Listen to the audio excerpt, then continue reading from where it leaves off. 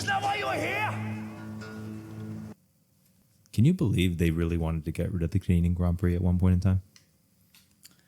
No, I can't. I can't either.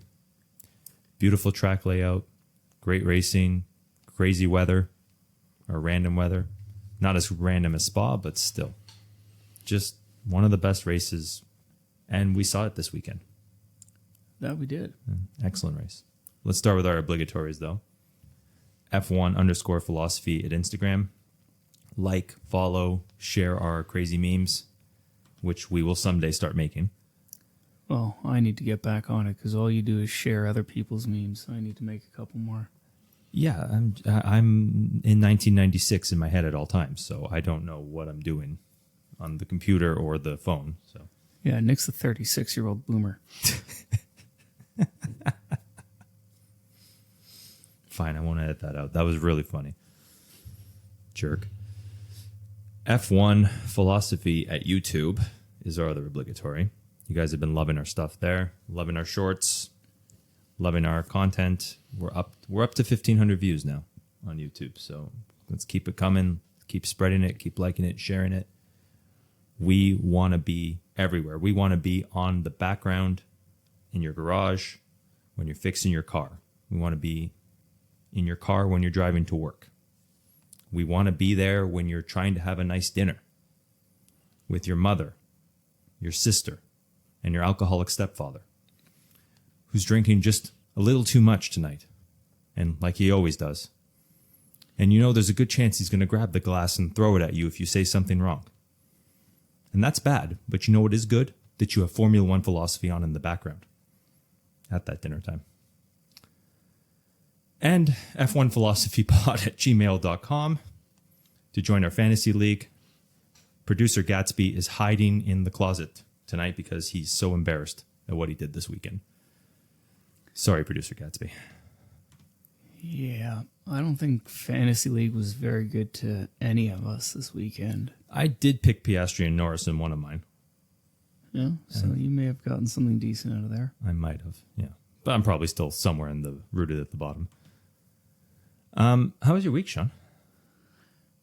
Oh, it was a hectic week. Stressful at work, stressful everywhere else, but it's over now, so let's look forward to the next week coming. And you got a nice race to relax to yesterday. That was good, yeah. It was very enjoyable. And even the qualifying was pretty exciting.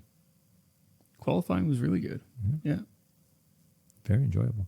Also, I noticed, just as a quick shout out, there was 2 different women drivers winners this weekend, wasn't there? Wasn't Jamie Chadwick, I know, yes. Mm-hmm. And it was Abby Poulin, I think, or Abby Pulling. Pulling, that's what it is. She won a Formula 4 race. So. Oh, okay. There you go. So the juniors was because the NXT is the junior Indy. I didn't know that.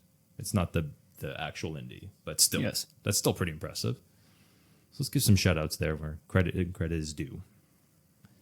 I had a cool discussion at work, and I want to just talk to you about it quickly. What is your go-to food in terms of culture? Because we were talking about it, like, what food could you eat every day? And my choice was Middle Eastern food because that's what I grew up on. But I was thinking about it, like, Iranian food is a little too rich to eat every day. So I settled on Indian food, which I think I could eat every day. Like a biryani, sometimes a butter chicken. Biryani's not that rich. Can you have like chicken biryani, lamb biryani, beef biryani? That's a difficult one. I've had to change the way I eat in the last couple of years, so that's hard. What about Caribbean food? What's your thoughts on that? I love it. Yeah. I could eat it every day too. It's a little too rich. Right? Like it's just a little too filling, a little too heart diseasey. I mean, it depends on what it is, and, there's a lot to it, but I don't know. It's a weird question. Definitely not what I thought you were going to ask. What did you think I was going to ask? I don't know, anything but what I could eat every day. Sometimes, I try and keep this show PG rated. Sometimes I like to, instead of venting my frustrations about the restaurant, I bring out the positives. curry goat with rice and peas. Oh, I haven't had a bad one yet. Yeah. See, the problem is a lot of those are just very heavy in carbs. Yeah. A lot of rice. Yeah, but the beans and the meat is enough protein to balance it out. Like, maybe not for yourself. Yeah, definitely not for me. Yeah. I would say Middle Eastern food is up there, yeah. A lot of rice too, though. Yeah, but like anything, you get rid of the rice, you put something else in there. Kebab. Oof. Nice little kebab. Oof. Yeah. This is going to sound ridiculous, but German, a lot of sausage. That's not ridiculous. I think, honestly, German food might be the best food in Europe. Maybe. And I know that's a bold statement. It's just wrong. No, it's because they have a lot of the stuff that the rest of Europe has, just not as good. But their own stuff, like you said, like their sausage, their schnitzels, and it pairs good with beer. I think that's where my mind was going. Sure. Like I was in Munich a couple of years ago. I think you've been to Munich too, right? No. No, yeah, but you've been to the northern part of Germany. Ugh. No. Oh, you were in the Black Forest. That's right. Black Forest, basically central to southern Germany. That's it. Frankfurt too. Frankfurt, central Germany. Yeah. I never had a Frankfurter. Yes, you have. You just didn't know it was. In Frankfurt. Yeah, it's no different than anywhere else. Oh, okay. Yeah, I was in Munich, and I just think that restaurant scene there is very good. Like they have everything. Like it's a good mix of cultures, but the German food is always very tasty there. And they have like a lot of potato dishes, a lot of beef dishes. Underrated, I think. Maybe not. Maybe it was bold to say the best in Europe, but very severely underrated. Very pork heavy. So again, one of these things where it's a little heart diseasey. You know, high protein, high fat. But I could see myself eating far too much of it. It's very farmer food. I imagine Dutch is the same. Like farmers need to have high protein, high fat that keeps them refueled, right? Like the carbs will bog them down. Yeah. That's why Italians are just, great Lazy. cooks. Yeah, exactly. Anyways, we have a whole lot to talk about the race today. So let's get started. I think we should start from the front. Max Verstappen, I think an excellent drive. Again, I only bring this up, like we're going to try and get through all these points, all the things we saw, but I just bring this up because Zach Brown, it was either right before or right after Monaco, said Max Verstappen, without that car, is not as dominant as he is. And I think we saw, like in Imola, we saw that's not the case. Yeah, and I think this is just Zach Brown being too American for F1. He's got no fucking clue. He said it before, too, that, the same thing in different ways, that Max really isn't that good and Lando's better and he just needs the whatever nonsense Zach Brown wants to say it's gonna come out of his mouth. Doesn't mean it's right. Doesn't mean it's anywhere near what the actual condition is. Lando's good, and I think you're saying absolutely. He's trying to defend Lando. He's trying to pump up his guy. Yeah. But if anybody's reliant on their car, it's the McLarens. Like it's Lando and Oscar, who were setting a similar pace. It's not Verstappen way ahead of everybody, finding every lap time he needed. He found that pole, or tied pole. I guess he wasn't the pole, but he found the exact time. And then when he needed to, he stepped it up and won by 3 seconds after that safety car. Yeah. Whereas Sergio Perez did not. Yeah. That was a little painful to watch. Oh, wow. Well, we're going to talk about that. I have a point written down that we're going to talk about with Sergio Perez. And we're going to talk about him when we get to our 2025 driver market discussion. But in terms of his racing ability this weekend, it's just outqualified by Sargent again. Yeah. Ugh, boy. Speaking of the McLarens, do you know why their longevity and their pace on that inter tire was so much better than everybody else's? I don't. It seems like they've got a car that's really nailed down, and both of those drivers really like that car. Yeah, but they were so dominant on just the inters. This is China all over again with they're really good on the mediums and good on nothing else. Mm-hmm. And it's just odd to me, like, why the intermediate tire? Why did they have so much ability to preserve it, whereas everybody else was like done after like 5 or 6 laps? Like you saw, Verstappen and Russell were faster and then not. Yeah, and this is just me thinking about it since you've asked the question, but it could be that the way the car is designed is not putting so much load into the tires, right? Because you have downforce that pushes the car into the ground, which then acts through the suspension to push the tire into the ground. The way their car is designed, it may not be putting so much energy into the tire itself, right? Maybe it's got lower downforce, more mechanical grip, so it's more efficient on tires, which then could speak to the medium in China, because it's taking longer to, or let's say it's in that window of the medium tire for warm-up, whereas if you go a step harder, it's going to take too long to warm up the hard, or a step softer, and it's not warming up fast enough. Interesting. Right. Does that then speak to their, like, Piastri and Norris's understanding of the car then? Like, did they help create that setup? If that's a setup that they feel confident in the car with, then yes, we can't say that because we're not them. We don't know what they're feeling per se, right?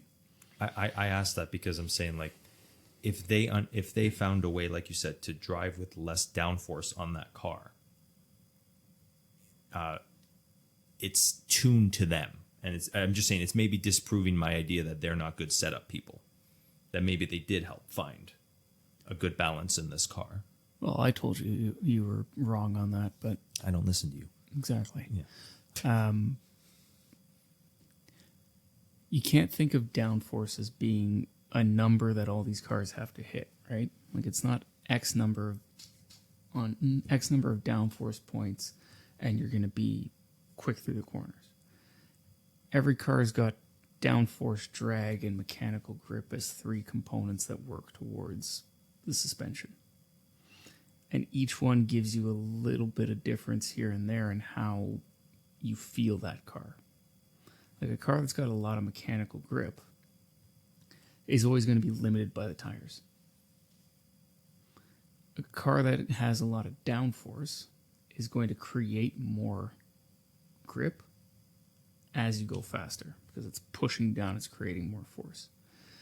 A car that has less downforce, more mechanical grip is going to be less reliant on high speed to push the car down. Right? So it's this balancing act, and we seem to have 20 cars or 10 sets of cars, let's say, that have 10 different approaches to how they're doing this. Right? And obviously we see which ones are competitive, but they're fairly drastically different cars in their approach to it. It sounds like it. So it sounds like you're saying that, I'm just trying to piece it all together, that they have the ability, this higher mechanical grip, lower downforce is suited to Norris and Piastri's style, in the sense that they can ease into their times to warm up the tires and keep that longevity throughout the race. I wouldn't even say it's that. I'd say that their driving styles, the car has been built around their driving styles to make it very efficient on the tires. Right? Like, we talked about it before with Michael Schumacher and Pat Simmons when they were at Benetton, and they were talking about, the car was too stiff, for example, and he didn't, he wanted to go in and take some stiffness out of the car so it wasn't bumping through corners.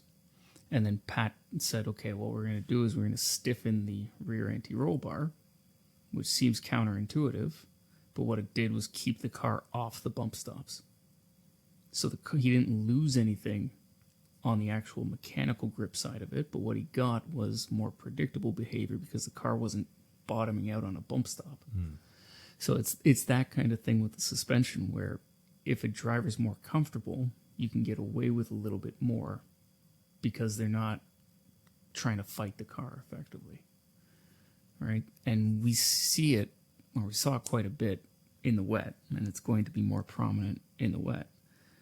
Norris likes a car that seems to be right on the edge, and he can handle it when it gets loose, right? Whereas some of these other drivers, that would be the end of them.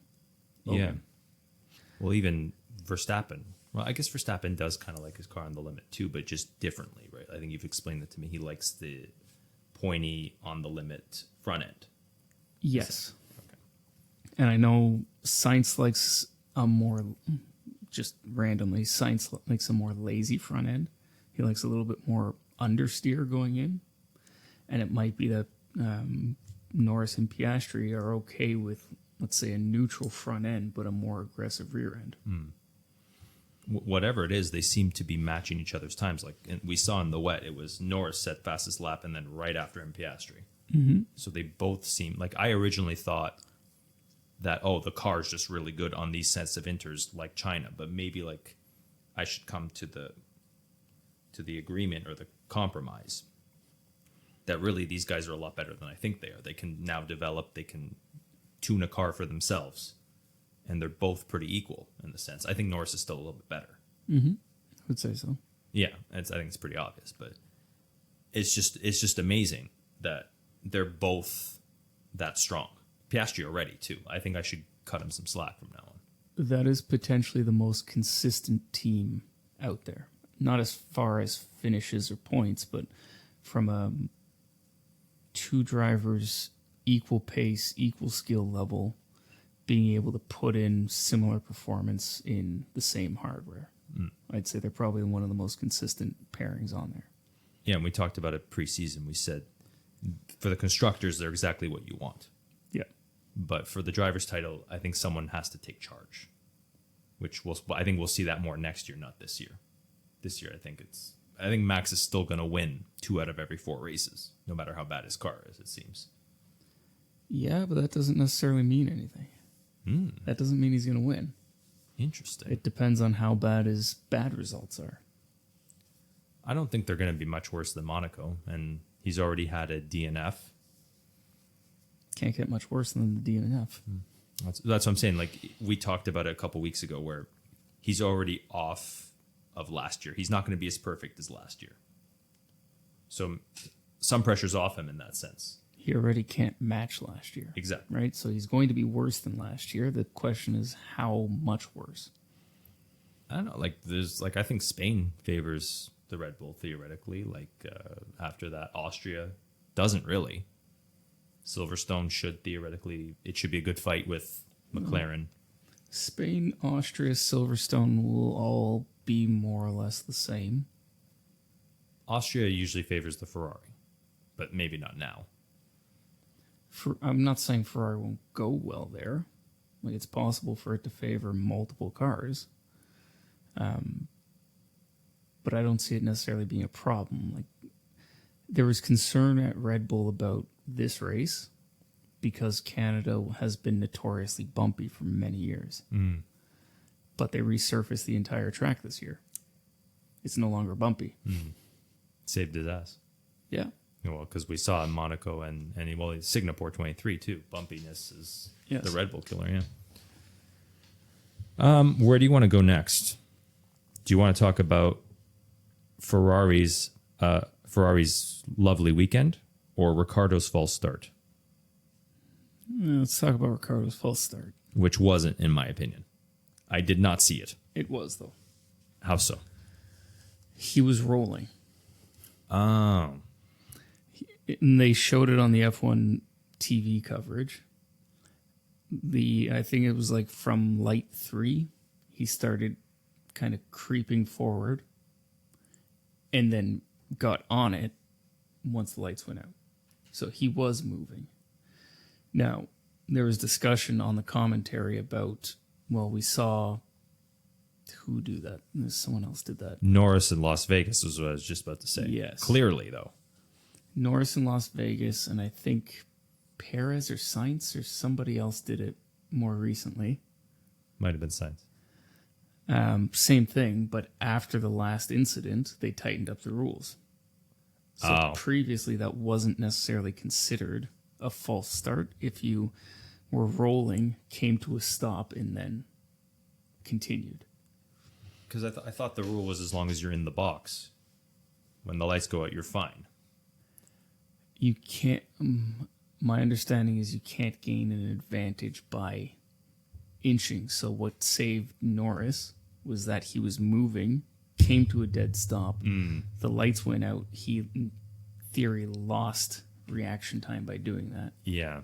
Ricardo didn't seem to gain... He lost 2 positions off that start. Right, and it was the exact same thing that happened to Norris. He was rolling, and then stopped. The lights went out, and he had to react from there. So he didn't gain an advantage, but they tightened up the rules, so now he's done. Busybodies. At it again, the busybodies at F1. I didn't see a problem with it. I'm glad you explained that. This is why I'm happy to talk to you about this, is because I don't like it, but I get why they did it. After talking to you. Yeah. Ferrari. 2 weeks of memes, we saw them on Instagram, of how Ferrari's right on Red Bull's tail, how there's a title fight. Oh, I wish I got the Price is Right horn ready for this. Well, there's that meme going around, the "Don't Give Me Hope." I haven't seen that one yet. Okay.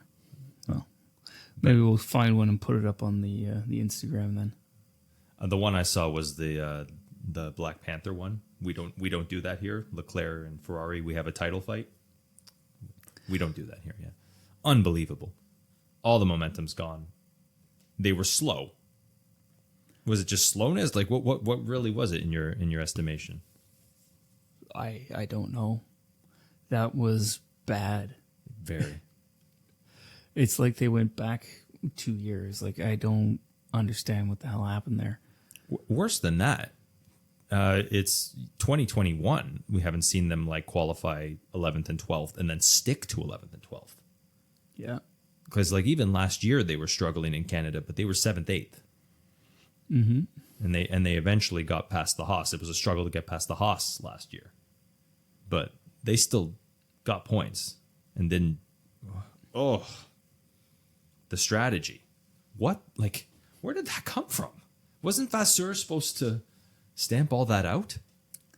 Yeah, I can't speak for Sainz, but I know Leclerc was fighting engine problems, and that screwed him over. So they tried to fix that.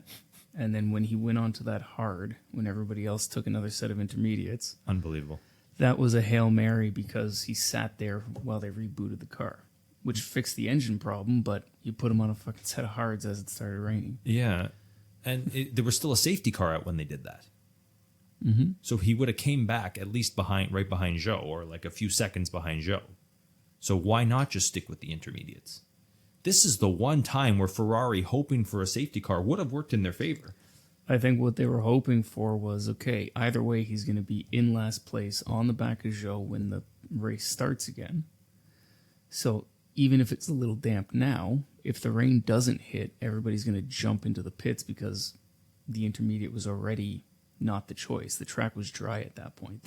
They were banking on the rain coming, and it did. Hard. Yeah. So Ferrari was planning for the rain not to come, which would have been Ocon in Hungary. Right? Everybody dives in except for Charles, and there, he's won the race now. Yeah. And also, that's very Ferrari in the 90s. At Spa, they did that a lot, where they took gambles on the weather that paid off. Right. But and Spa's somewhere where you can gamble on weather. Yes, and sometimes the weather doesn't come. Like, they would gamble on the weather not coming. And even times, Spa would be a place where half the track would be wet, half the track would be dry. So you'd compromise half the track. Like this weekend was. It was very interesting. This was really just a perfect race the more we break it down. Unbelievable how good it was. It was really good. And then Sainz, what happened there? Like, it just came out of nowhere. I'm chalking a lot of the incidents up to trying to capitalize on changing conditions and getting a little too cocky. Because we saw that from a couple of drivers. Tsunoda at the end, too, yeah. Tsunoda, which ruined what would have been a great day for him. Mm-hmm. Sainz ruined both him and Albon's day, and Albon was on for a decent finish. Probably he would have got that 8th that Ricardo got. Yeah. Well, that's so unfortunate, too, and for Albon. But what can you do, right? Like, nothing. I'll just say it now. I also said Sargent was going to finish in the points too, and he caused the first safety car. So Williams didn't have a good weekend as well. What was that? Twice into the wall in 20 laps or something like that? Yeah, Sargent. Poor guy. We'll talk about him more in a bit. Mercedes. They came out of nowhere this weekend, eh? They had a new front wing. That was really hyped up. One thing, though, I had to go back right before you got here for this recording and watch the 30-minute version of that race, because I read a couple articles this morning about Hamilton saying that's his worst drive in however long. Yeah, I heard that too. Yeah. I was like, is he talking about the same race that I watched? Because he finished in 4th. He's saying he made mistakes that we don't see in the cockpit. Made mistakes. Yeah, but he thinks, like, I'm Lewis Hamilton. I've done this a million times. I've driven in Canada in the wet how many times? I've driven in Silverstone. I think that's what's going through his head. It's like, I'm making mistakes I didn't used to make. You're almost 40, man. Stuff like that happens. And I'm pretty sure we're 20 for 20 on drivers making mistakes in this race. Joe and Bottas didn't make any mistakes. They made them all in practice. Well, you can argue that they made the mistake of joining Sauber. Yes, yeah. We're going to get to that too. Good Lord. Joe was a second off Perez. So Joe in last place was a second slower than Perez in 16th. Yeah. Anyways, yeah. No mistakes from them, but just, yeah. No point of them being in the race. But yeah. Mercedes. They came out of nowhere, you're right. I mean, they had that new front wing. It seems to have done what they wanted it to do. George qualified phenomenally, right? Practice and the race, he showed his normal self, I think. Yeah. Practice, he had a couple of incidents that almost ended his day. And then the race, he made a lot of, let's say, amateurish moves that didn't pan out for him. I wouldn't even say amateur. I'd say he was a wuss. Every time someone competent chased him down, that's when you saw him make a mistake. Yeah. And yeah, so like you could say it's an amateur, but like it's also just he's in his own head. Mm-hmm. And I think Toto saying focus. And I saw a meme of Toto with the Sith over focus, George. That was great. Was right. Like, get out of your head because you're causing your problems. And that move he made on Piastri, that was a nice move. But you got to give Piastri credit. He saw that gap and he was taking that gap. But that was also Piastri's line, too. Like, they were pretty equal going into there, I think. Like, George needed to leave him a little bit more space, if I'm not mistaken. They did, yes. But what I'm saying is they're both going for the same spot in the track. And you can't have two items occupy the same space at the same time. Mm-hmm. So both of them knew what was going to happen going into that chicane. And it was a matter of, if I hit the brakes, I survive. If I don't hit the brakes, we potentially both die. Neither of them hit the brakes until they were in it. Mm-hmm. And George blinked. George is the one that moved. Mm-hmm. So Piastri kept it in there and said, well, fuck it. I see you on the other side. And like you said, credit to Piastri, because if George was in the exact same situation as Piastri, he would have done the exact same thing, I think. I don't think he would have yielded or relented. Like you're saying, George blinked in that position. But if he was Piastri, I don't know if he blinks. I think he does. Oh, you think he blinks? I think he does. Yeah. I think he tries to get... He does one of two things. He either tries to get off the line on the inside, moving away from the incident, which then pitches him into the barrier, or he pushes back on the outside to get more room and causes both of them to crash. But I don't see George making that move in any situation. I don't, just based on what we've seen from him in his career so far, he doesn't have that type of skill. Well, he has it in the negative sense because you can think Sainz and Verstappen where he squeezed them 2 times. Verstappen at the Baku sprint race in 23 hit his side pod. Sainz just refused to give Sainz any space and just smacked him at Austin in 22 or 23. Might have been 22. But that's kind of my point. Like, that's not good driving. Making contact is not how you go through that. We're both saying the exact same thing. And then the other one, too, was when he hit Mick Schumacher in Singapore 22 and said, what happened there? And Brundle said, you hit Mick Schumacher. Yeah. You're right. There's just something missing with him, right? It's just, I was thinking about it this morning. Next year is year 7. And we're going to talk about this more, too, with the driver market. Next year's year 7, though. By 7 years, if you're not a champion or a consistent race winner, you are what you are. He's not just going to find something come year 7. Because, think about it. Like Schumacher, Verstappen, Hamilton, all by year 7, Vettel, all by year 7 were exceptional and growing and learning and becoming better. But if they didn't reach that by year 7, they would have been average. I don't disagree in theory with what you're saying. I think your benchmark is too high. Look at Yuki. And I know you don't like Yuki, but that's your own personal shit you got to deal with. I don't know off the top of my head how long he's been there. 4 years. This is his 4th season. His 4th season? Okay. So he hasn't won a race. He hasn't been in any sort of contention for Drivers' Championship, nothing. But he's very clearly progressed.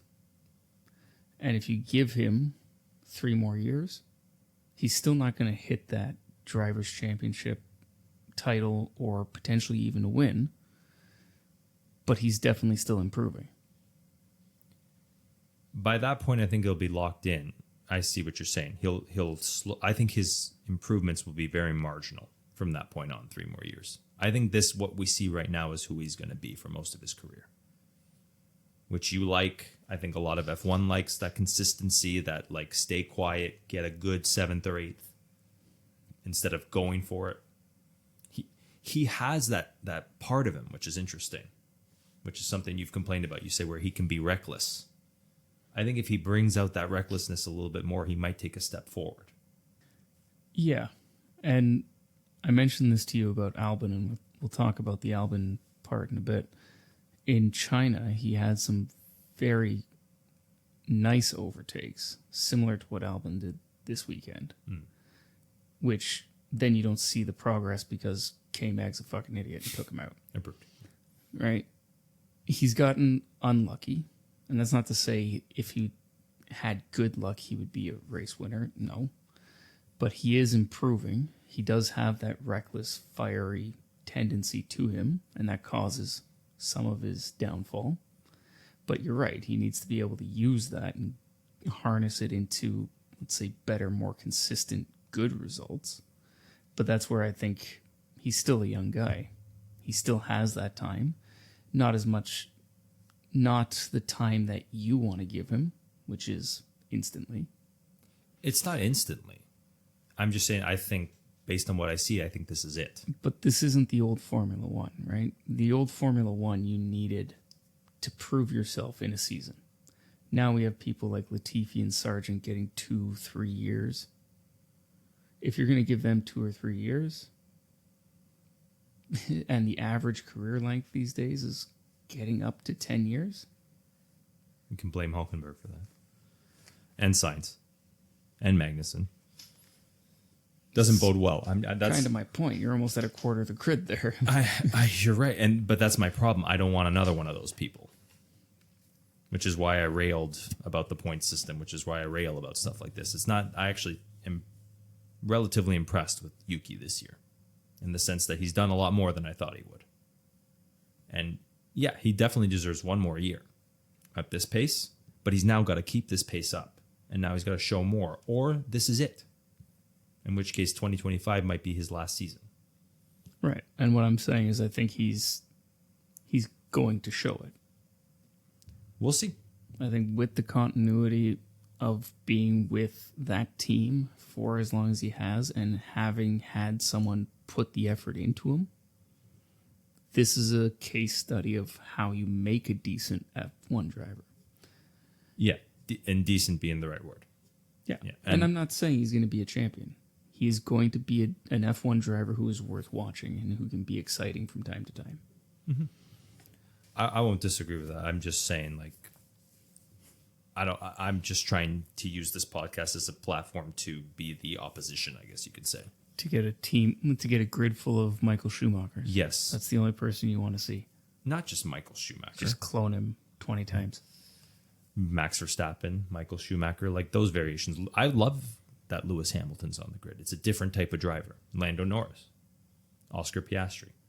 The back half is what I don't want to see anymore, because I think the back half is stagnant. There's no longer a back half that can sneak a podium anymore. And I would like to see that. I'd like to see on any given day, like a Haas, once a year, be able to sneak a podium. You know? Williams, which should be at the front of the grid, and I hope they get to the front of the grid again. I think they will. F1 needs it. Like, the back of the grid should consist of Haas and Sauber like it used to. Well, Sauber like it used to, not Haas. But any given day, those guys can sneak a podium. Like, that's what Bottas was supposed to do at his time at Sauber. Mm-hmm. And sure enough, he Kimi Räikkönen his way out of F1, it looks like. We were talking about Mercedes. We got off on a good tangent. Yes. But is Mercedes good again, or is this a one-off? I'm not going to say it's a one-off, but the next 3 races will tell us. If they can keep this pace up for the next 3 races, then I think there's a shot that they're in for a reasonable position. I hope so, man. With the way this season's going, if there's a 4th team now that's good every weekend, that's 8 drivers that are in contention every weekend. Mm-hmm. You're right. Let's hope. Apparently, they're going to bring some floor upgrades in Spain. Hopefully, it doesn't set them backwards because, like we've talked about, they're not exactly... They're throwing darts at a board, essentially, it seems. They're trying new things all the time. Yeah, and this front wing, I think, was a big step for them. They're treating that as a philosophy change to the car. So that front wing was the first part of this change, where at the beginning of the year they had a very unique front wing that people were worried about not being legal. They're still using that concept, but they've changed it slightly to make the car more stable. So now that they've got the front of the car more stable, how that feeds into the floor and what the floor does for it seems to be a logical next step. So we'll see. Is it, and because you were talking earlier about there's 10 different ways of them configuring out their setups and their aerodynamics. But is Mercedes copying more Red Bull? Are they copying more McLaren? Or is this a whole new individual design?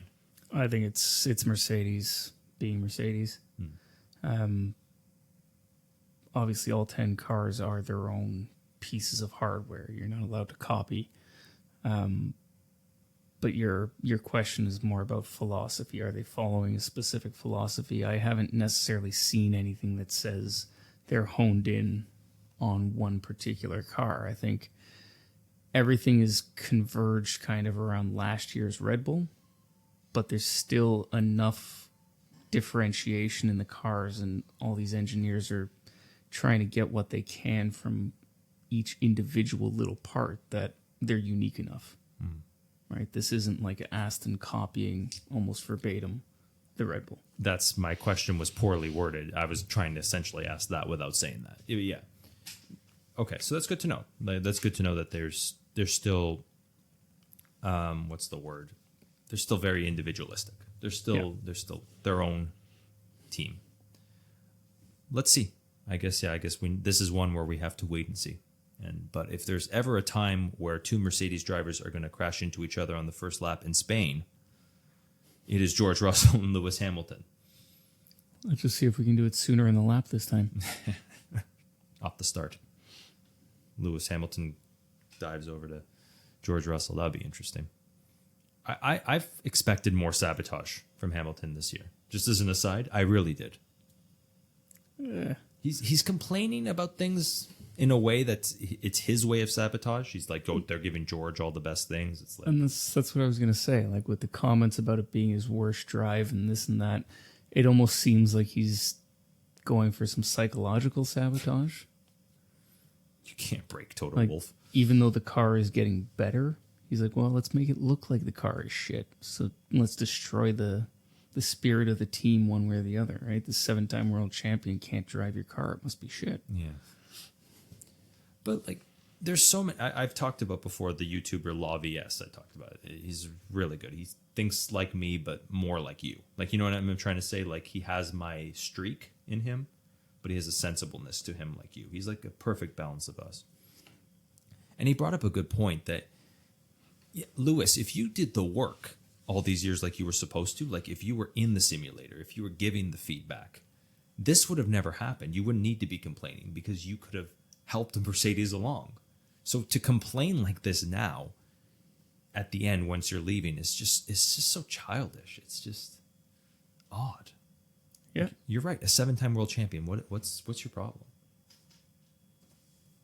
Anyways, what other notes do I got here? Is Alpine almost there? This is, 2-3 races in a row where they're doing all right? 2 points in a row, races with points in a row, and yeah, they improved definitely from China, so that's 4 races. And Imola, that was meh. Yeah. Yeah. So I think change is happening, and they're steadily increasing. And the fact that, this wasn't a fluke where 10 cars DNF'd. We had a lot of DNFs, but there were people behind them. Mm-hmm. Right? Both Haas's were behind them, both Saubers. So they legitimately finished in points-paying positions on merit. They didn't do anything particularly crazy with pit strategies, nothing like that. So I think it's an indication that whatever's going on behind the scenes is working. Whether it's sustainable or not, we'll see. If they can keep that pace up the rest of the year, maybe they end up in the midfield. I don't think they catch RB. No. Yeah, because that's going to bring me to my next point, but I'll hold that. But 7th is definitely theirs to lose now, I think, because I don't think Haas is going to be much more than what we're seeing this first half. And Williams, they could have a good battle with Williams again, who are definitely trending in the right direction as well. So yeah, I think I wouldn't say they're almost there, but they're, like you said, I think they're in the right direction. I think we're in agreement there. Yeah, I think it sets it up nicely for next year. I talked about that in Nick's News number 2. I don't know if you listened. No. It's probably for the best that you didn't. But it is Briatore might be a consultant, and Briatore's trying to get Newey to Alpine. And like you said, he doesn't want to leave England. Stay in Enstone. That could be an interesting combination of Briatore, Newey, and whoever's driving there. You know what I think would be absolutely amazing? If Newey just said fuck it and went to the FIA. Ooh. And started writing the rules, started being the Michael Massey that we all deserve. No. Michael Massey was race director. Pat Simmons just went to Andretti. So Pat Simmons, the guy who was heading that technical group to define these regulations, left the FIA and went to Andretti. Oh, I see what you're saying. So now if Newey says, hey, let's go to the FIA and replace Pat Simmons and write a set of regulations that he could do it one of two ways. Either leaves it completely wide open for interpretation, which I'm sure you would love to see. Absolutely. Or takes it into a complete tangent of Nui design where it's completely over the top and bankrupts every single team doing it. But you said it so well about Nui in our first episode together, is that he knows how to interpret the rules to have those endless possibilities. He knows how to read what's not in the rules. Exactly. So that's a really good point. He would be perfect for that job. But which way do you take it? Do you take it so that nobody can find a way around the rule? Or do you say, well, screw it. Here's a blank page. Go at it. I think he'll write it in a way that there's distinct things to design with that blank page. That's what I'm saying. I think he would be that perfect balance that someone like you would love and someone like I would love. And we'll talk about it more next week. I'm a little excited with these new regulations because if they're on sustainable fuel, you might see a variation of engines. You might see some people with V8s again, which I know we've talked about it, is not necessarily the most efficient, but it would just be interesting. Haven't we talked about this? Are you suggesting that because they're going to buy biofuels that we might change engine sizes? Maybe. No. That's hinted. No. They want to stick with the new MGU, which with more battery and V6, or is it just going to be the plan has always been the V6. Interesting. Some of the ones I've talked about or I've listened to have said they might consider V8s again for 2030. For 2030. But I doubt it. It would be interesting. They keep throwing it around. It's absolutely nonsense. It's the wrong way to go. I understand in terms of an efficiency. You explained this well to me. But there was a time in F1 where Ferrari had V12, McLaren had V10, Prost Peugeot had V8. You know what I mean? Like, I always thought that was cool. Yeah. And that's also the time when we had 2-3 minute differences between qualifying times. Great times. Anyways, is Daniel Ricciardo back, or is he going to disappear for another 5 races? This is an obscure reference that I don't think anybody will get. Danny seems to be going through a PID loop. I have no idea what that means. What is it? It's partial integral derivative loop. So we use it in electric motor control and things like that. So the integral, which is the antiderivative for those listening. Yes. Tries to predict. So you set parameters for control. The integral tries to predict where that performance of the motor is going to go, and then when it inevitably overshoots the derivative brings it back into control. So you end up with, let's say, an oscillating wave that decreases to a straight line. So Danny Ricciardo is finding his limit every weekend or every couple of weekends to then revert back to the norm type of thing? I'm just trying to explain. No. So okay. Effectively what it is okay, he started at the bottom with very bad performance. He shot up to a very good performance in that sprint race and then very promptly came back down. Mm-hmm. And now he's coming back up and he'll come back down. And every time those spikes will get lower and lower until he stabilizes into an even position. Which will probably be 12th. I'm going to be optimistic and say 10th. Let's hope. I'd like to see them catch Aston Martin. And this is what I've been saying about Danny, is that he has this in him. He definitely still has it in him. But I think your analogy is pretty perfect in the sense that it's just flashes or spikes. Like, we're going to just see flashes of him. Yeah. And each one will be decreasing magnitude of spike between the peak and the valley. So then the next time will be 6th. Okay, that makes sense because the sprint was 4th. Yeah. The qualifying was 5th. First, the sprint was 4th. Then the spike was 5th. And then the next one will be a 6th qualifying where he finishes 9th. Yes. I think that's what you're trying to say, yeah. Yes. That's probably the right way to look at it, unfortunately. I hope not. Because, and you know why I'm going to say that you're right? I saw throughout the race, he's missing some bite at certain times.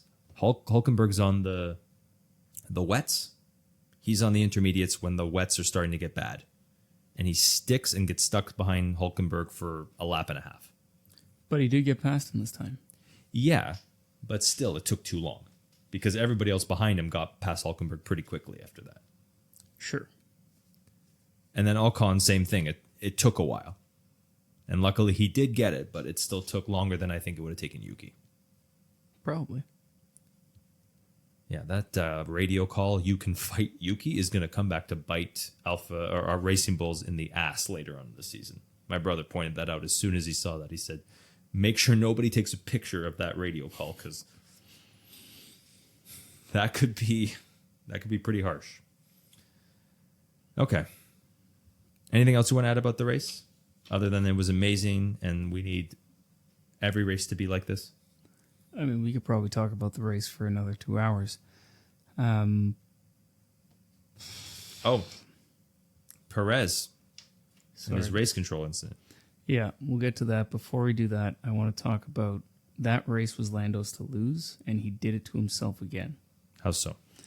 I don't know if it was his call or McLaren's, but he stayed out an extra lap under the safety car. So he was leading the race. Safety car came out, and it came out right as he passed pit entry. So he couldn't pit right away. What he should have done is get as far as he could ahead under safety car conditions, that one lap, and pit the next lap immediately. Because everybody behind him pitted immediately. He went out another lap. So it basically made it so that everybody queued up behind him. Then he jumped in the pits, lost track position. That's not actually what happened, right? Because he didn't fall that far behind. He had a good buffer on it, but he did lose the track position. And if he hadn't lost that track position, he probably would have won the race. Yeah. That late safety car, I think, might have favored Max anyways. I think, because you know what I mean? Because that was the first time. That was before the second safety car. But we saw it where he was coming out of the pits and he ended up just behind Max and got on the power and was ready to go. But that that pit exit is wet because nobody's driving there. Yeah. And he got on it and he was committed. And a lesser driver would not have saved that just from trying to be a little overzealous with the gas pedal. But the fact that he didn't lose more there tells me that if the track was dry or if he had pitted at the same time or slightly in front like he would have, that was his to lose. What did you say last week or 2 weeks ago? If your uncle had balls or your aunt had balls, she'd be your uncle. Yes, you're not wrong. I'm just putting it out there that this is... Lando is his own worst enemy. At times, yeah. And I think this is potentially, assuming, I haven't watched the onboard, but assuming that pit call was his and not McLaren's. That's a good point. From what Sky Sports said, they said in the wet, the drivers always make the calls. I think he thought, well, the tires are lasting good. We're faster than everybody else. We're better than everybody on the inters. Do we really need fresh inters if more rain's coming? And then I think, like you said, he overthought it and then maybe dived into the pits too late when he probably could have just stayed out, kept that track position. Yeah. Interesting. I think once it got dry, it was definitely Max's to lose, or maybe even George's. So that's why I don't argue with you, but like I'm not saying you're wrong. I'm just saying. Yeah, but look at Lando's performance in the wet. Like, he was 10 seconds ahead in 3 laps. Yeah. Nobody else was that dominant. Like, if he had stayed ahead when the race was wet, I think by the time it dried, he would have had enough of a margin that it wouldn't have mattered. Oh, okay. That makes sense. But then there still was a second safety car. Would have brought them together. But you know what? Lando in the lead is a tough son of a bitch. Yeah. So we'll compromise on that. I think you might be right. I think I might be right too. You want to talk about the Perez thing? Yeah. So Perez is just an idiot. Couldn't qualify ended up right at the back again, and then somehow put it in the wall. I don't even remember how it happened. It seemed like a really ridiculous incident. Backed it into the wall, destroyed his rear wing. Now, the mirrors on those cars have gotten better, but I don't know that they're good enough for him to have seen the extent of damage on that car. I doubt it, yeah. He's been hit with a 3-place grid penalty for the next race. And the decision by the stewards was that he drove his car. He drove a considerably damaged car back to the pits, leaving effectively a trail of debris behind him. And that car should have been parked and retired on track. To which I'm scratching my head and asking when. When has that ever been the case? Yeah. If the car can move, you move it.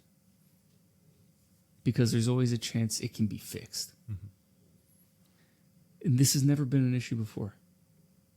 We saw it in Baku with Alonso in his McLaren days. 2 tires gone. That car was dragging its ass through the entire, or through at least half the track, down the long ass straight, shedding pieces of floor and side pod and everything else. They got it back into the pits, put 2 new tires on it, he went out, and I'm pretty sure he finished the race. And he may have even gotten points that race. Yeah, I think, it was like 8th or something, yeah. Yeah. The track was covered in debris. Nobody penalized Alonso. No. That's one example. I'm sure if we look hard enough, there are 50 more. Brazil last year, Piastri and Ricciardo had the same rear wing damage. They drove the car. Yeah, I know it's a stoppage. It's a little bit different, but I'm just saying, like. But yes, they had the same rear wing damage. They went around the track. They got it back to the garage. No 3-place grid penalty for the next race, yeah. Right. So apparently, the stewards summoned Perez after the race because it was unsafe and there was too much debris on the track. I don't see why that's Perez's fault. His team told him to bring the car back because, let's just say, presumably they wanted to see if it was fixable. Usually a rear wing isn't, but let's just say that's what it was. So they did talk to the Red Bull team as well, and Red Bull admitted they told him to bring the car back. They didn't want to see a safety car. Okay, but if the car can drive, what's wrong with it? Yeah. But during the race, what we heard was the Mercedes, I can't remember if it was Hamilton or Russell, complaining about the amount of debris. There's too much debris. Someone's going to get a puncture. It's actually Norris, too. It was both, yeah. So what? Yeah. Don't hit the debris. Punctures happen. There was debris from Yuki's incident, too. I heard nobody complain about that. There was that arrow on the track. Yeah. It happens. Yeah. But this is the stupidity of it. Like, Perez now gets a 3-place grid drop for something that you've allowed dozens of times. That has never been an issue. The only thing I can think of is that the other teams, Mercedes, McLaren, whoever, were on the horn to race control, bitching about the amount of debris and that it should have been a safety car and that Perez shouldn't have moved. But this is a potential example of race control being influenced by the teams. Potential. Like, I think we both know that they are influenced by the teams pretty consistently. Like, I could go off about Horner and Red Bull. Yeah. Yeah. So anyways, continue. And this brought me to the text message that I sent you that, we went through this phase in 2016, 2017, where engineers weren't allowed to talk to the drivers. Do you remember that? I don't remember that, no. They weren't allowed to tell the drivers anything to do with the car unless they were in pit lane. No engine mode changes, no brake bias changes, nothing to do with driving the car because people were concerned that they were getting too much information and taking the skill away from the drivers. That's part of the skill of Formula One. Yeah, that's so stupid. Anyways. And what it ended up being were these really boring races where we just had qualifying order 1 to 20, finish a 70-lap race in 1 to 20. No overtakes, no nothing because those cars couldn't overtake and they weren't very competitive, and nobody talking to anybody. Just dead air. And we even had instances of people being penalized for engineers telling them that they had problems with the MGU or something like that. Right? That kind of stupidity we've tried to put in to make racing, quote unquote, better. What I think we need to do is not allow the teams to communicate with race control. Let race control do their fucking job. That makes sense. It's kind of like the referee. Like the soccer teams don't just go and yell. Like they can't just yell at the referee all the time if they don't get a call their way. They do, but they run the risk of getting penalized or a yellow card, right? Right. And let the drivers say what they want over the radio, because that's how race control hears about half this shit. Right? Oh, there's a lot of debris. Okay, let's check with the marshals. Is there too much debris? No? Keep racing. Is it dangerous? Yeah? Okay, yellow flag, go grab it. Right? But what I think is happening in the background is the engineers and the team bosses are petitioning race control to do something about it, and then they feel like they have to act, or just to get them off their back, they look at it and go, okay, well, yeah, maybe.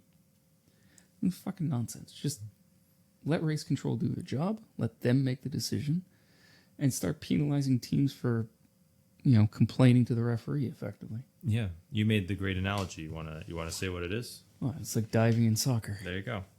That's a perfect analogy. And for a racing league so obsessed with safety, they actually allowed how many years of you being unable to talk to your engineer? Like you're saying, you're not even allowed to tell them there's something wrong with the car. That's a safety issue. Well, and ultimately that's why they stopped that, right? It lasted, I don't even think it lasted a whole season. I think it lasted maybe half a season. They were like, okay, this is fucking stupid. I wonder if, I always make the claim that, because Lewis Hamilton, Christian Horner, people like that, they advocated for a lot of those rules. And I wonder if they pushed something like that on us because they had the best hardware at the time. So like you said, like Hamilton was a really good qualifier, he had the fastest car, and it worked out in his favor. This is conspiracy theory Nick talking right here. Like he pushes for these rules so that he can continue his dominance. No, I mean, at that time, it was pretty unanimous that the drivers and the teams didn't want it. That was, it seemed like a Bernie Ecclestone, let's make it harder for everybody type of thing that just ended up being completely stupid. At least they fixed that, because that's the dumbest thing I've ever heard. Yeah. And I mean, back to the Paris thing. Like, so now this guy has a three-place grid drive. So realistically, he's in a shit starting position for Spain because he's not putting it on pole. No. So at best, he's second place, which means he's fifth. So he can't get any better than fifth in Spain. So it's going to be another shit weekend for him. He doesn't do well in the pack. You're right. Why penalize Perez? He penalized himself by DNFing in the race. Mm-hmm. And you penalize him for driving back with a car that was drivable. Okay. They fined Red Bull €25,000. I think a fine is reasonable. Yeah. Don't penalize the driver. Fine the team. If it was a potential safety problem because it was spreading too much debris on the track, the team told him to do it. He came back. Up the fine from €25,000 to €100,000 for all I care. Don't penalize fucking Paris for it. Yeah, that's odd. We're going to get into it now, so I'll just ask this question then. Is the FIA dogpiling on Perez because there's a pretty, I wouldn't say unanimous, but there's a heavy majority that doesn't like Perez in the Red Bull seat for next year? That's conspiracy theory Nick talking yes. again, but there's nothing to suggest that that's the case. I don't know anymore, man. Conspiracy theory Nick has made his reared his ugly head for this episode. Like any conspiracy theory, it's finding the little pieces of something that look like they make sense and then connecting dots that aren't there. Mm-hmm. Right? Perez doesn't help himself. No. Right? If he were to chill the fuck out and do whatever he needs to get himself right and performing better consistently, because they were mentioning it before going to Red Bull, he wasn't winning races per se, but he was legitimately a decent driver. He didn't have this massive swings in performance. He was getting podiums. He was the version Nico Hülkenberg wishes he was. Yes. Right. So something's happened, and it's potentially that the car is not suited to him at all. No. Right? But he needs to do something to either get on top of that car or realize he's never going to be any good there and shouldn't have signed that contract. Right? Well, He would have been better off taking a seat at somewhere else. that's a very interesting way of looking at it, that it's Perez's fault for signing the contract. Why would you leave Red Bull is the real question. I know the car, like you said, the car doesn't suit you. You're still at a top team, though. No, but look at it this way. He's spent the last at least 2 years, 3 years, being told by the media that he's absolutely useless. He can't keep up with Max Verstappen, which we know isn't right because he came second last year, barely, but he came second. Mm-hmm. Third or fourth the year before. Third, yeah. So he's up there. He's performing. He's not as good as Max, it's clear. No, but he is, yeah. But you hear all this nonsense in the media that, he's not cut out for that seat. He shouldn't be there. They fired people for less. Why would you put yourself through that? If you know that you're a decent driver and you've proven to be a race winner and a podium sitter and a pole position sitter, why don't you say, well, fuck it. Let me go to Mercedes. Let me convince Toto that Kimi Antonelli needs another year in a Williams or in F2. Put me in that seat and see how I do against George. I guarantee you he's better than George. Oh, for sure. And I think this is his greatest challenge. And he's at his end of his career. I think he wants to prove everybody that he belongs there. And to add to your point, if everybody's dogpiling on him like that, saying you don't belong there, you don't belong at Red Bull, would a Sauber take a gamble on him? Would Toto take a gamble on him? Would Williams take a gamble on him? They should. Haas, same thing. Alpine, they all should. But will they? Because what we're about to talk about, it's not necessarily the best driver that gets the seat. It's the perception of the best driver that gets the seat, and who's loved in that moment. Like, how the hell is Nico Hülkenberg on this grid for 2 more years? Right? Like, I'm not trying to start that conversation. I'm just saying it's because his perception's really good for some weird reason. Right. And I think in general, everybody on the grid understands that Sergio deserves to be there. He deserves to be in a competitive car. Another thing that Sergio has going for him is the fucking money. Yeah. So Red Bull wanted the money, like the Simpsons episode where there's always 2 bags of money beside Mayor Quimby. Like that. Yeah, that's what happened there. Yeah. Because he brings a shit ton of sponsorship. That's why he was at Force India for so long. That's why he was at Racing Point until Lawrence came around with more money than he knows what to do with.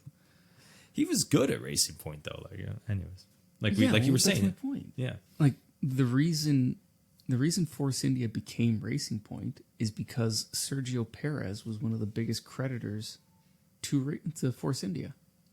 Sergio Perez is actually the one that put the team into administration. I didn't know that. Yes. That's hilarious. They couldn't pay Sergio Perez back. That's amazing. They didn't have enough money to pay their employees, period. He lost his seat because he was so rich that they could... It's not that he's so rich. It's that the sponsor money that they brought in was funding the team, right? And when that put them into administration, which then set up the sale to Lawrence Stroll and the consortium of investors that he had. And then at that point, they don't need Sergio's money anymore. So Sergio effectively saved the team, but it sold to somebody with more money than brains. Mm-hmm. Yeah. And Sergio lost the seat because of it. Yeah, and we both said he was really good there. I was just saying, like, his money isn't the point of his time as Force India. His ability. That's all I was trying to say. Yeah. Anyways, let's talk a little bit about the driver market.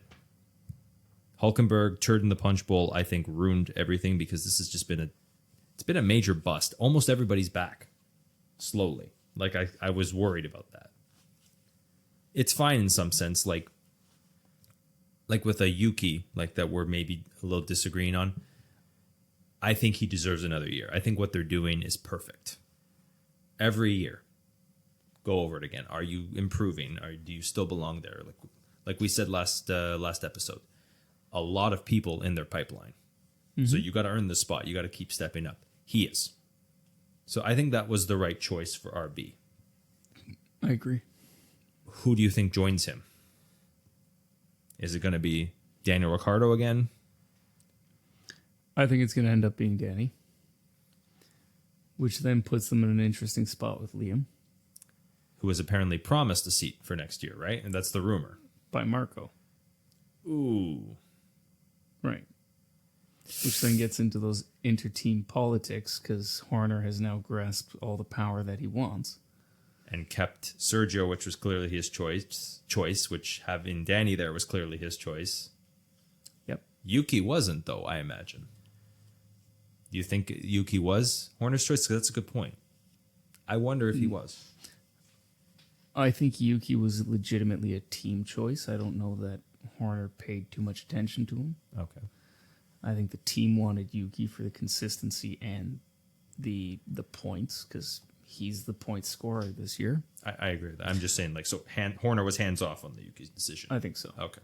And I think Danny will be back at the mercy of Horner because Horner likes him. Horner wants him there, wants to keep that ace in the pocket in case Sergio doesn't work out or whatever the case is. That's exactly what I was just about to say. That's why we talked about Sergio last. Is they locked in Perez for 2 years, so if they move him back to RB and bring Danny there, I don't think they bother moving him back. you think they just cut him? I think they just got him. If they have enough, if something happens, whatever the case is, I don't know what the terms of his contract are, if there's exit clauses or anything like that. But I think he's there because he can consistently be up there, even if he is consistently inconsistent. Mm-hmm. That's cold if they do that. Sorry, go on. Yeah, but they've proven that they can be that cold in the past, right? So this leaves us with what happens to Liam. Is there anywhere else? Could they sneak him to Williams? But we saw that Nick DeVries pipeline. Well, this is something that I've been thinking about recently as well, because we talked about it before. Carlos was a Red Bull young driver, junior driver, and he never made it to the main team. He pretty much got bumped out of Toro Rosso at the time and was loaned to Renault. Wow, I like where you're going with this. So he was still technically on contract with Red Bull as part of their team, but on loan to another team. Would they be willing to do that now? Times have changed. But this is the thing. It's how you're paying for this young driver development program, which they have a shit ton of drivers in. From F1 through, or I guess not F1, but F2 through Formula Regionals and karting. They've probably got 10 drivers. Easily, yeah. But your average career length is up into the 10-year range now. So how are you going to get 10 drivers who are very quickly moving up from karting to F2 these days is maybe 5 years? How are you going to fit that many drivers into F1? So if you're paying for this development program and they're paying all these drivers and they're paying for them to go racing, that's a shit ton of money. Just to have them flounder around and, get in the sim or maybe race in Japan, it's not worth it. No. So you got to put them somewhere. So if you can get Liam into Williams or Sauber or somewhere. Alpine, none of these places look likely. They for don't. Lawson, no. I agree with you. But because I think he's good. He's good enough for them. But they're all talking about other things, which we're about to talk about. So, you think they'll just cut Perez, put Liam in the RB, and then promote Danny? No, I think Perez has a contract. He's going to be there. I think he stays for 2 years. Oh, so they're going to cut Danny? No, I don't think they cut anybody. What I'm saying is, as it stands right now for 25, Perez is going to be at Red Bull, and he's probably going to stay there. Danny's going to be with Yuki at RB, and they're probably going to stay there. I think Liam gets pissed off and either goes somewhere else, or his management gets it together enough to say, okay, let's find another team that will take us on loan from Red Bull. But who? Like, this is the year to do it. And there's not many places opening up. Like, Haas. oh, Haas needs a good driver. oh, they need 2 good drivers. And for all we know, they might get a deal on Liam. They apparently signed Bierman this weekend. That's the rumor. Same with Mercedes signed Antonelli, which the Antonelli one is ridiculous. It was Toto saying we're going to focus on him, which is not signing, which is him just saying he's our long-term project, which he's already said a million times before. But allegedly, Bierman's already signed for Haas, so let's just say that's a thing. Then the next seat is Liam Lawson. Why not? 2 rookies. He's not a rookie. Oh, he's basically a rookie. He's Nick DeVries. He's got more experience. 4 But more the races. rule's pretty clear. Once you've raced a single Grand Prix, you're no longer considered a rookie. So Bierman will be a sophomore next year. Yes. Ridiculous. I get your point. It's semantics. He still is very much inexperienced. And same with Liam Lawson with 4 or 5 races. 5, I think. Yeah. He doesn't have the experience to say he's anything more than a rookie. But by the rules, he's not a young driver or a rookie. This is a perfect year for teams to maximize the types of drivers, like the amount of drivers, not types, the amounts. Like a 94 where Benetton had 4 drivers, like even last year where RB had 4 drivers. This is the year where you test things, especially later in the year. If you've wrapped up a lot of it, why not give Yuki a couple races at Red Bull? Just to see what happens. Just to see how he performs. Why not give Danny a race at Red Bull? Why not even sub in Liam for another race? Switch it up is what I mean. Like, this would be a great year for Mercedes to say, okay, Lewis, you're leaving towards the end. Sit out. Let's try Mick Schumacher or Kimi Antonelli. Let's see what our direction is.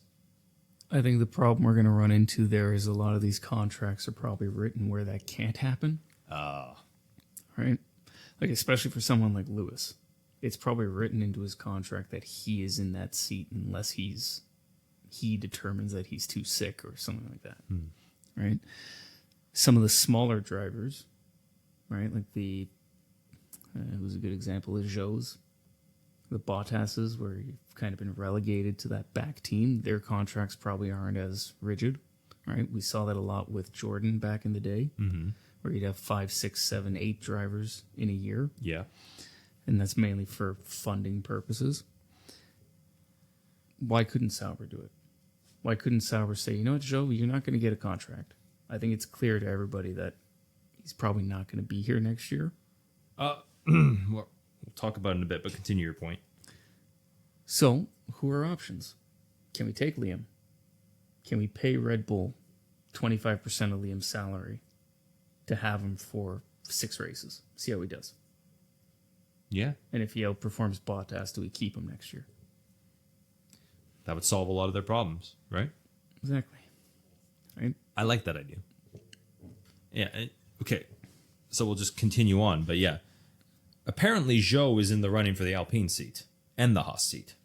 Why? It's Joe was an Alpine young driver. That's how he got to F1. But other than that, I don't see why. I think his best was 3rd in F2, and then he's done nothing since he got here. So, I bring that up because you and I talked about it a couple weeks ago. The non-F2 winners do not bode well. No. Even Liam Lawson is one of them. He seems like he has a little bit more potential than a Joe, a Sargent, a Latifi, a Mazepin, definitely. Right? So, I don't know what they see in him. Like, is it funding? Yes. To be a second behind 16th? He's been last. He's been worse than Sargent the last little while. Yes.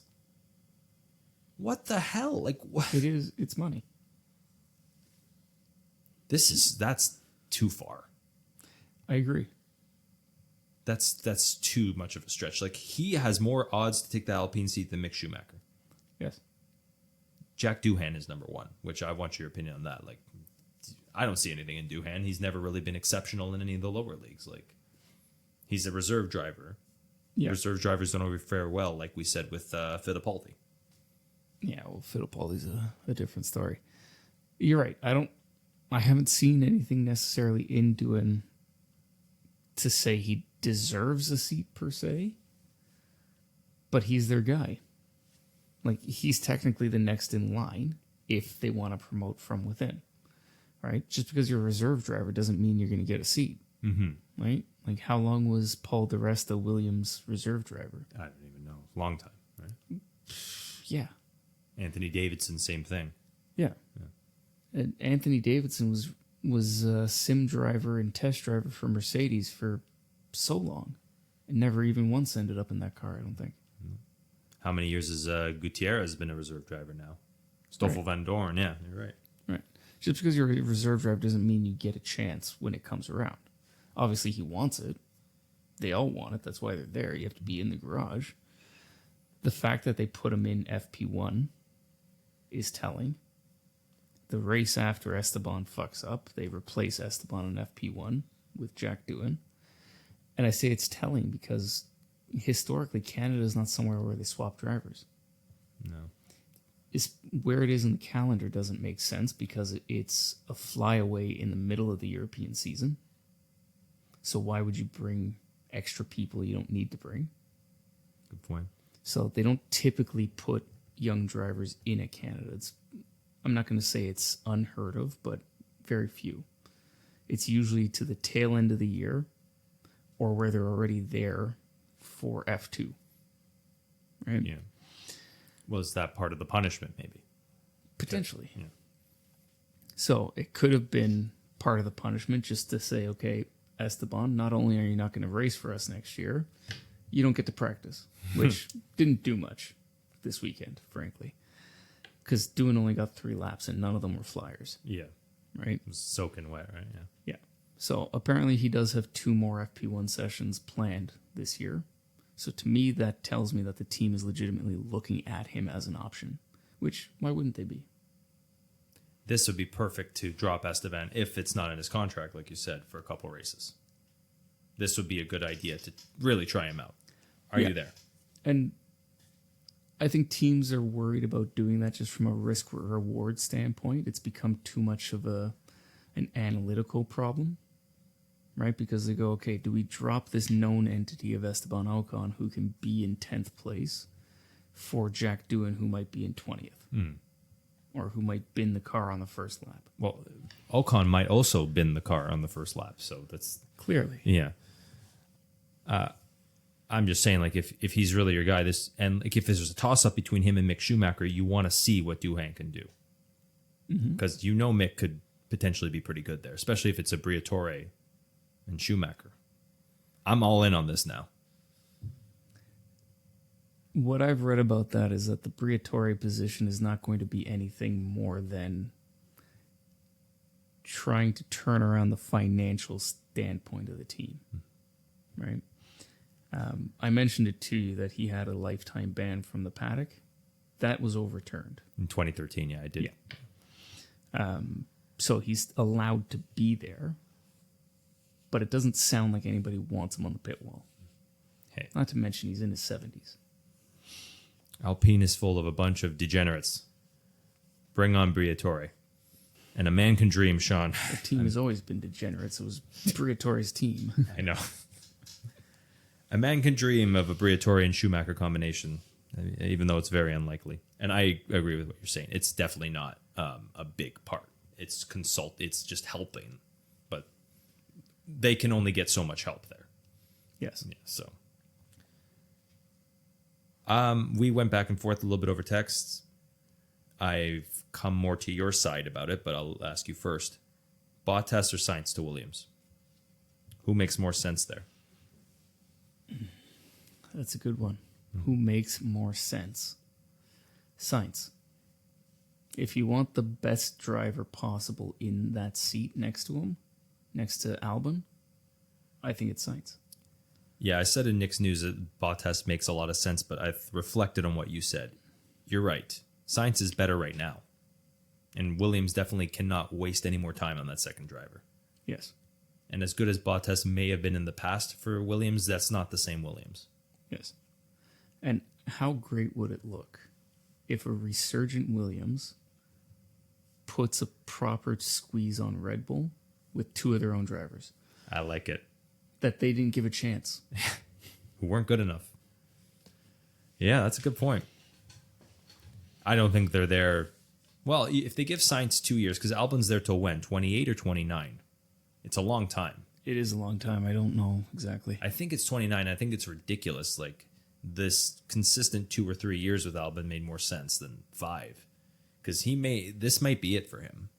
He may drop off too, because as he gets older, like, I don't know why you lock someone in like that for 5 years, but especially if you want to be resurgent.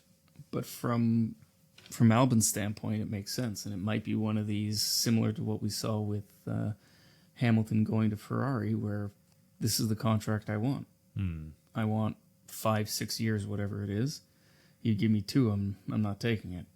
And Albon, it would have been a hot commodity, so they would have given him what he wanted. Yeah, but that's still kind of irresponsible from Williams. Like, yeah, he may have been a hot commodity, but like, he may not be what you need also. This may be all he has, and you may need more in the future. That's all I'm saying. Absolutely, but you won't know until you get there. It's fair. It's a tough choice. I'll give Williams and Albon. Well, easy choice for Albon, because it's clear nobody else wanted him, unfortunately, for him. But this is where I think the Sainz thing makes sense, because I don't think that Sainz is going to want to be locked in for a long time. So you're locked in for a long time with Albon, and you get Sainz on 2, maybe 3 years, right? 2 years would make sense because that puts you into 26. And then in 27, if he doesn't want to be there or you don't want him, then it's easy. You've got your car, you've got everything done. Replace a driver. I could even see a 1 year with Sainz, right? Actually, no. I don't anymore now because, yeah, what opens for him? Ferrari doesn't open, Red Bull doesn't open, Mercedes doesn't open, McLaren doesn't open, yeah. But you got to keep in mind that it's a 2-party system, right? So what Williams wants might not be what Sainz or Albon want. And it takes 2. It's true. Yeah. I was going to say line yourself up with Piastri if you're Sainz. So that would mean 2 years at Williams, because Piastri's contract does expire in 2026 at McLaren. Well, you're suggesting that Sainz wants to go back to McLaren? If it's open. I guess he did choose to leave McLaren, not the other way around. But and him and Lando are good friends. They work well as teammates. And if Oscar wants greener pastures, we've talked about it before, this might be Oscar's just audition. It might not be his final destination. Yep. Interesting. So I guess, yeah, Formula and philosophy is then all in on Sainz to Williams. We do not want to see Zhou at any team. We sort of hit on it in our discussion, but is Russell safe after 2025? Like, really? And I really asked that question. I mean, like, let's think about it from Toto Wolff. Is he finally done with George after next year?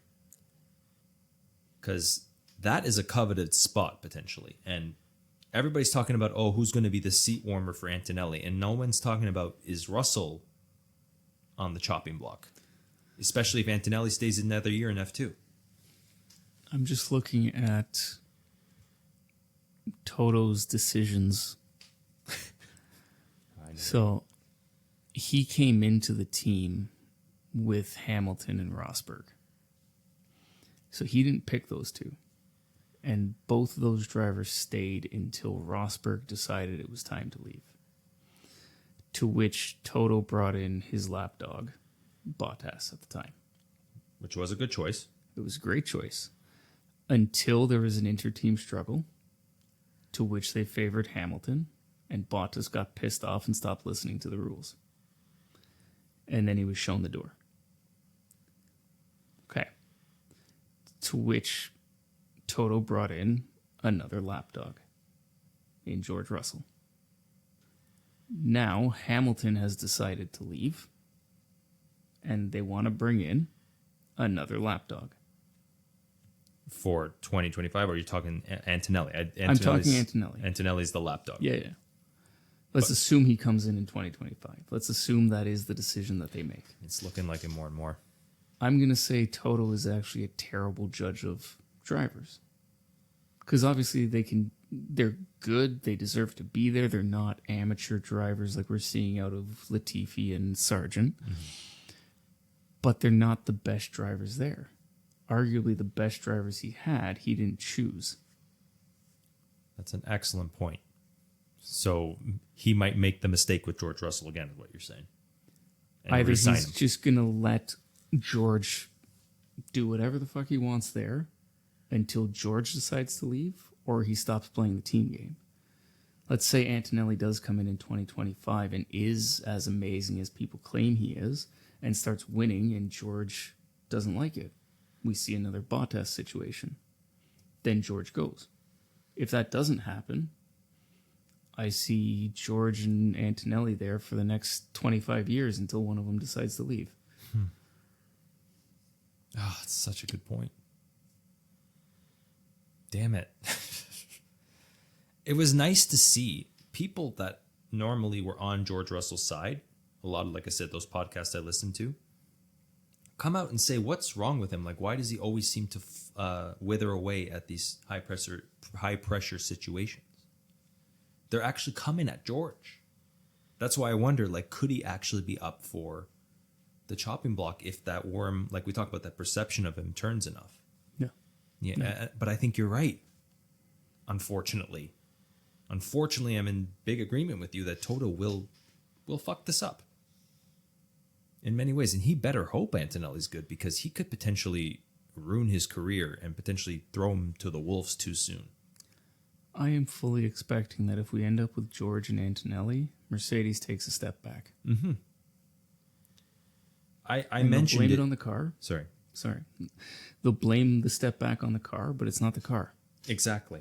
And it actually, that bodes well to your point. And I was reading over the Schumacher versus Antonelli testing session. I was reading the itinerary. It was either on Planet F1 or I forget the website. I'll show you after. They talk about it. So Schumacher, it wasn't actually a shootout. Schumacher was setting up the car for Antonelli on mediums, getting the balance and everything right. And then they just threw that balanced car on softs, and Antonelli went and set great times. They said better than Russell, better than Schumacher. But the point of that I made in Nick's News was actually Mick set up the car for him. Mick is the kind of sounding like the driver that Mercedes needs right now, a driver who understands setup. Antonelli just sounds fast when someone else sets up a car for him. Yeah, and they do that because you don't want this guy who's never touched the machinery to get in it and think that this is what it is and do terrible, or think that, oh, you need to do this, this, this, and this, and take the car in the wrong direction. They want a consistent baseline that they know to say, okay, this is what it's supposed to feel like. Go out and do it. Okay. Right? So it's not comparing the two. Yeah, it's getting Mick to give Antonelli a fighting chance. But to that point, you're not wrong. Mick has done all the simulator work. All the sim work that Hamilton doesn't want to do was done by Mick. All the development of the car, from their zero pod concept that failed to it getting better, every year they've taken a bit of a step back and they improve, and they take a bit of a step back. And again, it's that the PID analogy. The car gets better. That is the sim portion of it, with new upgrades, with everything, that has been Schumacher up until this year, because now he's focused on WEC with Alpine. Mm-hmm. So you're not wrong in that he is probably the better choice than Antonelli, because he knows the team, he knows the car, he knows what it's supposed to be. Why not give him a chance? Why not give him 1 year and then bring Antonelli? Give Antonelli more of a chance, like we said, like what we wish F2 was, to understand how to set up your car. We wish they had better options, not a spec series. But I'm just saying, if your problem right now is two drivers that don't know what they want, throwing Antonelli in there right now would not be a good choice. Yeah, exactly. I would even say Sebastian Vettel makes the most sense right now, if he's willing to come back. You know what I think would make a lot of sense for Mercedes? Hire Sebastian Vettel as their young driver coach.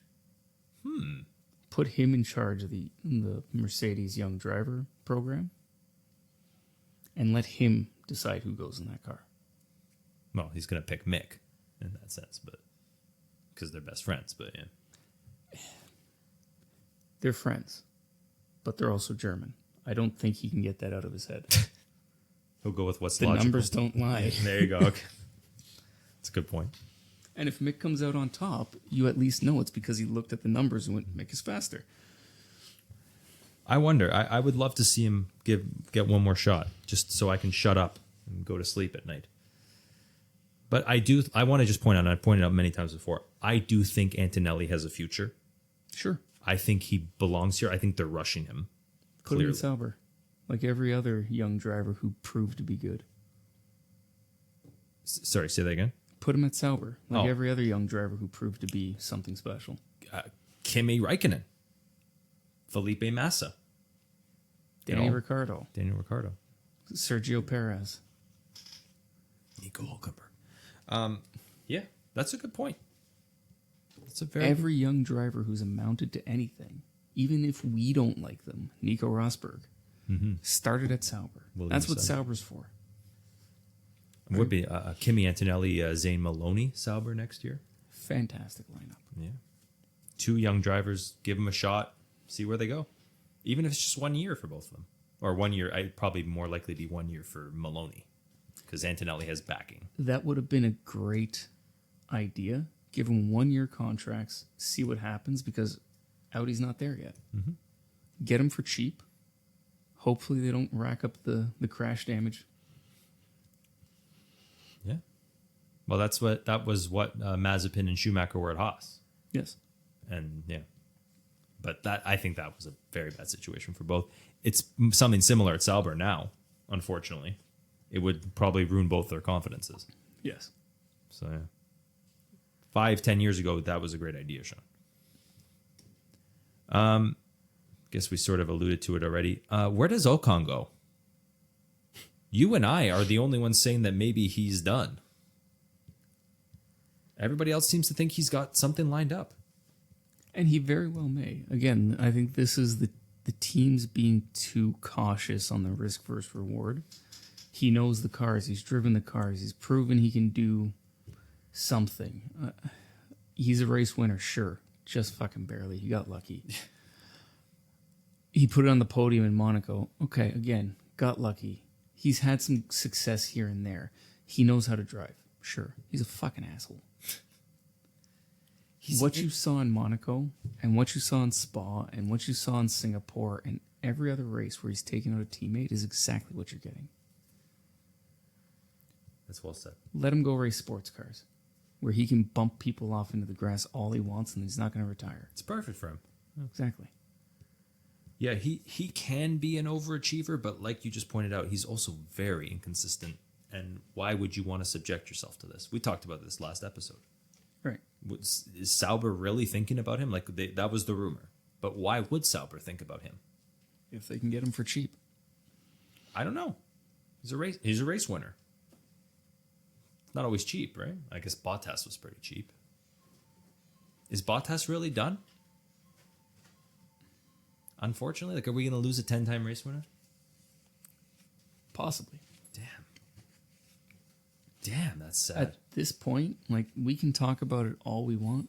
At this point, what it comes down to is who's got the better management team and who's willing to give the teams back what they want, right, from a financial standpoint. You know what? That's a good way to wrap it up because I was going to keep asking more names. But I think you're right. We can talk to a blue in the face. It'll be what it is. It'll be what it is. And if there are any teams out there listening to us, don't sign Behrman. Too late. Don't sign Antonelli Yet. yet. And I should preface this with both of those are yet. Let them show that there's some real talent there. Antonelli's on his way. But unless he wins F2, he's not there. Get that confidence up. Look at Sargent. Like Sargent, I was looking at a lot of his videos. He was a good, bright young kid. I think he just needed more time in F2 to get that confidence and potentially win. They just sort of like Antonelli, the second he got his super license, okay, you're in. Yeah. You rushed him. Could have had more if you gave him some more time to develop himself. Yeah, exactly. All right. I think that's a good way to wrap it up. Management teams, get Zane Maloney at Sauber. Anything else you want to add before we go? Oh, we didn't go over our predictions. Well, wrap it up for us quickly there, Nick. Yeah, okay. How do we do on predictions? Yeah. That's all we'll say. Wasn't the best week. F1_philosophy at Instagram, F1 philosophy at YouTube, and F1 philosophy pod at gmail.com to join our fantasy league. Don't look at the last couple weeks. Just, because you don't have to. It's not like we did bad or anything. Yeah, we're losing to a dog with no thumbs. Jesus Christ. You're losing too? I know I am. Like old 6th and 7th Nick right now. Yeah, if I hadn't chosen Norris on one of my teams, I would have lost points across the board. Oof. Fucking Ferraris. Ferraris, man. On my main team, Haas was the highest scoring. And it's only because they overtook so many people using the wet tire. That was it was impressive, but it was also stupid. It was bound to fail. Yeah. You picked the wrong tire and it looked good for a brief period. But they did their job. They did that intentionally to try and get more positions, hoping that there'd be a safety car and they could switch or something like that and maintain a reasonable position. It didn't pan out. No. But I applaud them for shooting their shot. Sure. I refuse to compliment Haas, but sure. You're absolutely right. Okay. Sean, think about your food choices more. And I'll actually consider more options too. Neither of us said European. What is European? Like Italian, like neither of us said like Italian, like Portuguese food. Portuguese food's, I love that calamari at your wedding, by the way. Spectacular. That wasn't Portuguese. Oh, I thought it was. No. Might have to edit this part out. Anyways, we'll be back to talk about the regulations next week and give our predictions for España. But anyways, good night, everybody. Good night.